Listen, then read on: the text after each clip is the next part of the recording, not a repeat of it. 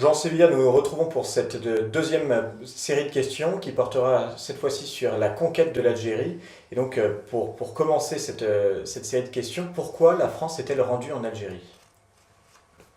Multiples raisons. D'abord, la régence d'Alger. Donc Alger, c'était un petit État côtier qui a vécu pendant des siècles, enfin, qui était sous la souveraineté nominale de l'Empire ottoman depuis le XVIe siècle.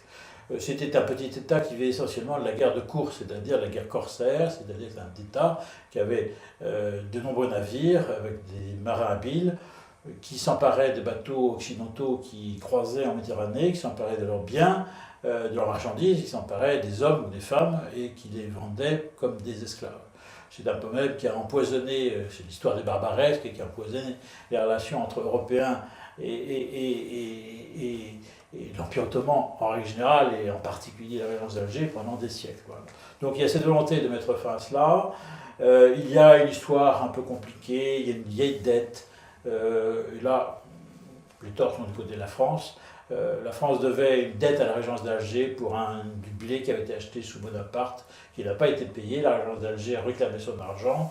On ne s'arrêtait pas, la France ne s'arrêtait pas de le payer. Et un jour, le consul de France à Alger a été convoqué par le Dey d'Alger. La discussion a roulé sur cette question, et le Dey s'est emporté et a souffleté, dit-on, d'un coup d'éventail, le consul de France, qui a été vu comme une insulte. Alors ça, c'est la partie non pas anecdotique, mais qui a existé. Il y avait le fait que le gouvernement de Charles X, puisque la toute première expédition contre Alger lancée sous la Restauration, était en difficulté intérieure, et que lancer une expédition militaire, quand on veut victorieuse, c'est un moyen de détourner de pouvoir un gouvernement, de se légitimer à l'intérieur auprès de l'opinion. Il y avait aussi encore une autre raison, qui était une rivalité entre la France et l'Angleterre en Méditerranée, et que pour la France, dominer Alger, c'était se donner un point d'appui, et donc damer le pied en quelque sorte aux Anglais, et donc avoir un lieu de puissance dans ce sens-là. Ce sont ces multiples raisons qui se sont additionnées. Maintenant, c'est le paradoxe de l'histoire, au fond, il n'y avait pas de grand plan derrière. On voulait prendre Alger, et puis au fond, on n'a jamais vraiment pensé, conçu, eu un plan réfléchi sur ce qu'on allait faire ensuite de cette conquête. Et donc, ça va être tout le problème de cette colonisation qui, au fond, va se faire un peu de manière brusque, un peu de manière, enfin, même s'il est étalé dans le temps, mais au fond, sans vrai concept derrière, un peu de hasard selon les hommes qui étaient au pouvoir. Et donc, on se lance dans une conquête dont on ne sait pas ce qu'elle va devenir, et la France met le doigt dans un engrenage qui va durer 132 ans, et qui, d'une certaine manière, va lui rapporter, mais va aussi lui coûter cher, puisque l'histoire algérienne, une fois la parenthèse close, est une histoire qui aura coûté cher à la France. Et qu'était l'Algérie avant l'arrivée de la France? La régence d'Alger, c'est une bande côtière, c'est la ville d'Alger qui fait à peu près 30 000 habitants, une bande côtière, quelques points d'appui sur la côte, mais donc le territoire algérien actuel n'existe pas en tant qu'unité politique. À l'intérieur, donc il y a la régence d'Alger, comme je le disais, puis à l'intérieur, vous avez une multiplicité de tribus qui habitent, qui sont ressorties, qui appartiennent à des ethnies un peu différentes, qui ont des langues différentes aussi, des traditions ethno-culturelles différentes. Le ciment de ces sociétés, de ces peuples qui composent ce qui va devenir l'Algérie, c'est l'islam. Au fond, l'unité qui fait, c'est la seule unité qui existe réellement, est une unité religieuse, qui va conférer quand même, qui confère une forme d'unité, même si on dit que c'est la France, et avec raison, on dit que c'est la France qui a créé l'Algérie, puisqu'avant l'Algérie n'existait pas comme État. Il y a quand même l'unité des peuples que nous allons coloniser, qui est une unité religieuse. Et pourquoi la France est restée en Algérie? Elle est restée parce que, au fond, une fois qu'on est installé là-bas, eh bien, de même que toute structure tente à se perpétuer, eh bien, il y a une installation, il y a des gens qui sont arrivés, il y a l'armée, bien sûr, qui a fait la conquête, puis derrière l'armée sont arrivés des premiers colons, des civils qui sont installés, qui ont fait du commerce, et au fond on a des intérêts, on ne veut pas lâcher ce point d'appui qui est en Méditerranée, on ne voudrait pas que la guerre de course recommence, on est au fond content d'être là. Et tant qu'à faire être là, eh bien, autant que ce soit pacifié et qu'on maîtrise la totalité du territoire. Et donc après quelques escarmouches avec les indigènes, il y a donc un accord qui est passé en 1837, qui est un accord de compromis, si vous voulez. En gros, les Français gardent la côte et l'intérieur est contrôlé par les indigènes.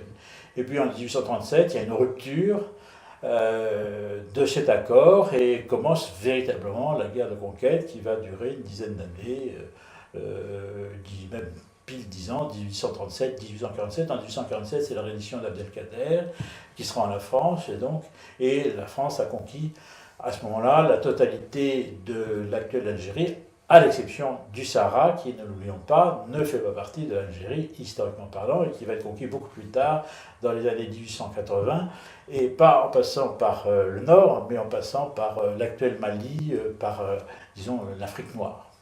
Et à partir de quand est-on passé de la conquête à la colonisation?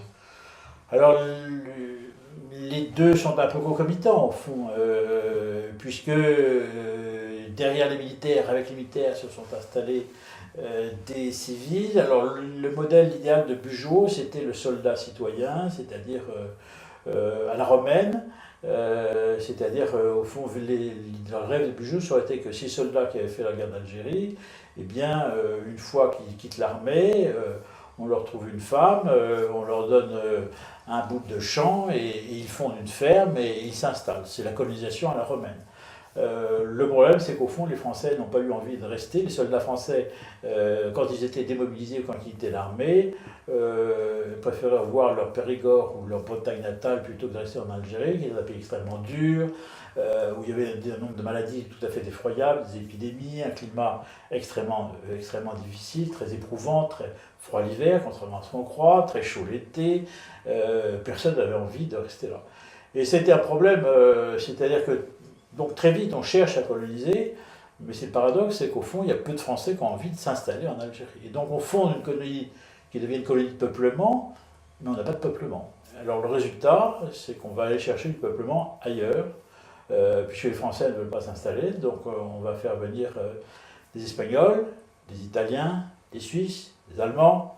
En 1870-71, il y aura beaucoup d'Alsaciens qui n'auront pas voulu être annexés à l'Empire d'Allemagne après la défaite de 70-71.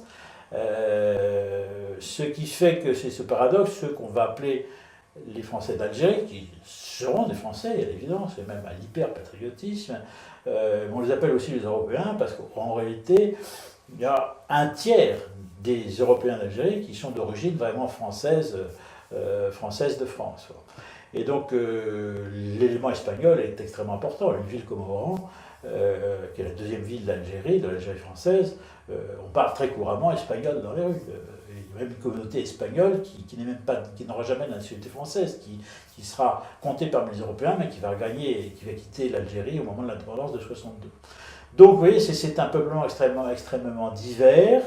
Mais donc on est là au cœur de la difficulté, c'est qu'au fond, ça a été dur, ça a été long d'installer une population européenne, et que cette population européenne va se trouver, elle est minoritaire évidemment dès le départ, mais non seulement elle va rester minoritaire, mais au contraire, à l'inverse, il va y avoir une croissance de la population indigène extrêmement forte, et ce qui fait que le différentiel démographique entre les deux communautés va être explosif, puisque les Européens qui, au fond, sont en situation dominante dans la société, sont démographiquement minoritaires. Or, une minorité, eh bien, si ça ne s'appuie pas sur quelque chose de très solide, eh bien, ça ne tient pas. Et la différence de mémoire entre Français et musulmans est-elle une clé de compréhension de leur rapport futur? Oui, parce que pour le temps de la conquête, puisque les militaires qui ont fait la conquête ont fait une conquête dure, mais ces gens-là sont partis. Comme je le disais, ils regagnent la France après. arrivent sur leurs pas après des colons qui, eux, n'ont pas connu cette conquête dure et qui n'ont pas le sentiment, ils s'installent dans un pays qui est une colonie française, mais eux n'ont tué personne, ils n'ont jamais vu tuer personne. En revanche, il y a une mémoire indigène qui est une mémoire orale. Ça, il y a eu des travaux là-dessus, il y a des travaux universitaires, des travaux d'historiens. Dans une culture arabo-musulmane qui est beaucoup fondée sur l'oralité, hein, même s'il y a aussi, évidemment, les gens connaissent l'écriture par définition. Enfin, il y a une tradition forte dans l'Algérie profonde, qui est une culture orale, et qui maintient la mémoire de cette conquête extrêmement dure. À telle enseigne que c'est apparaît tout à fait saisissant, parce que moi j'ai trouvé ça, quand j'ai écrit mon livre, un exemple, on donne l'exemple en 1956.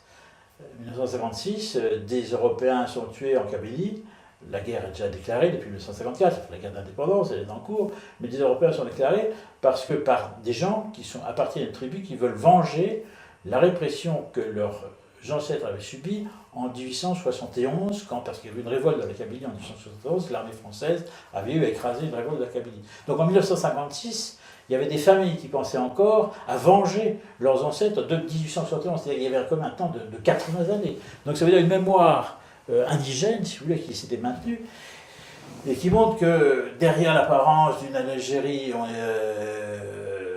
française, enfin officiellement française, avec des départements français, où tout le monde était français, en réalité, il y avait toujours une vision d'une mémoire indigène qui regardait l'élément européen, l'élément français, comme font un conquérant ou un descendant de conquérant.